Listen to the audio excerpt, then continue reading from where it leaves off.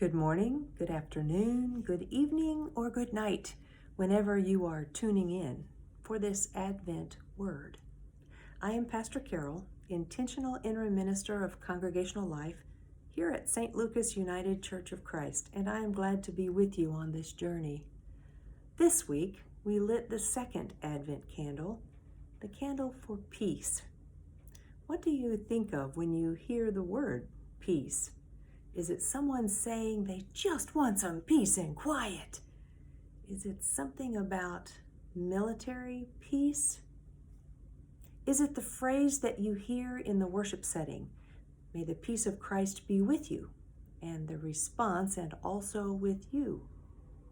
In John's Gospel, we actually read of Jesus saying these words to the disciples. It's on the night of the very first Easter when he has appeared to them. Peace was longed for in their time, a deep and healing peace for all of creation.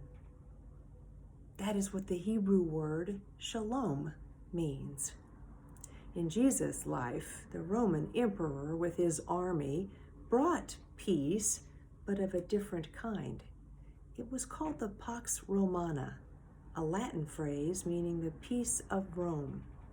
There was peace, notice the air quotes, there was peace because the emperor squashed any protest or resistance, shut down any questions that were being asked.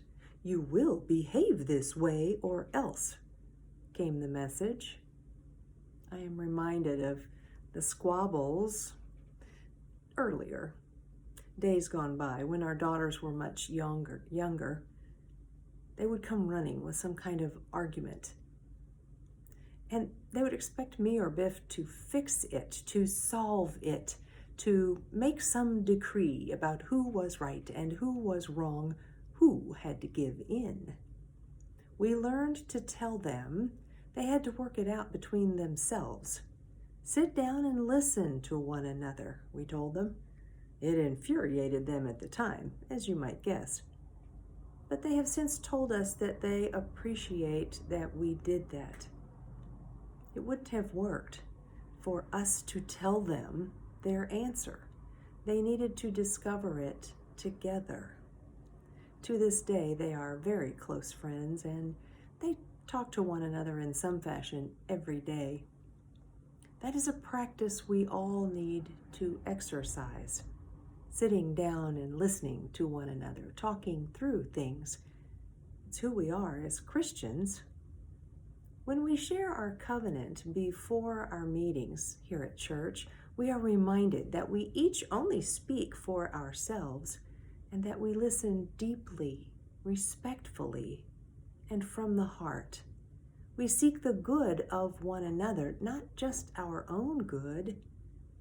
We are to seek the good of all God's children, actually. This is shalom, peace. It takes work.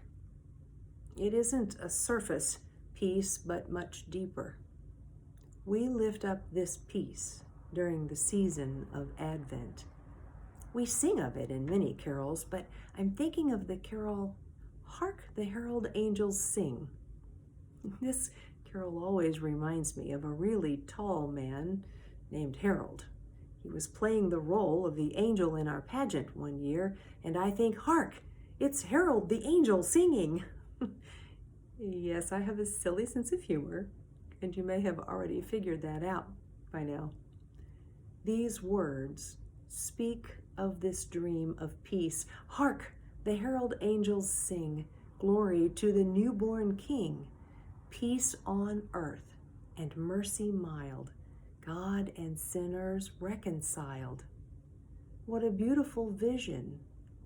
Jesus is the newborn King and also called the Prince of Peace.